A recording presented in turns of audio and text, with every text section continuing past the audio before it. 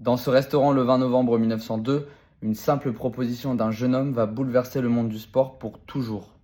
Et c'est au Zimmer, ce vieux café parisien qui a ouvert en 1896. Je vous transporte dans l'histoire du premier Tour de France en 1903 avec une série de vidéos qui vont arriver dans les prochains jours pour vous faire vivre l'événement avec des documents de l'époque.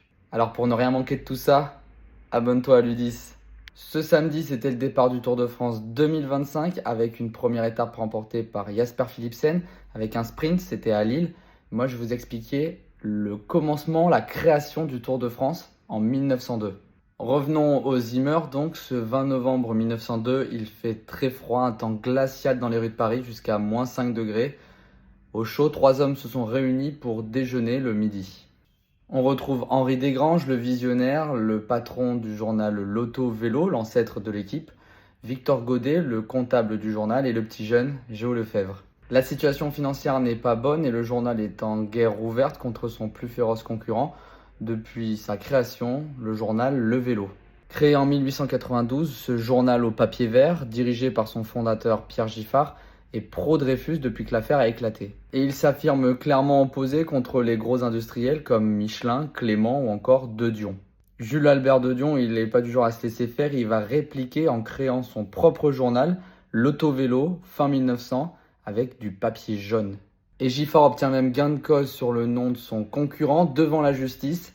Plus de vélo, le 16 janvier 1903, le journal s'appelle officiellement L'Auto.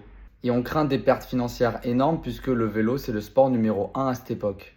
Voilà pour le contexte donc et la situation un petit peu délicate de l'auto en cette fin d'année 1902. Il faut aussi préciser qu'à cette époque-là, c'est le moment de la création des courses, le Paris-Brest, le Paris-Bordeaux, bref, il y en a beaucoup.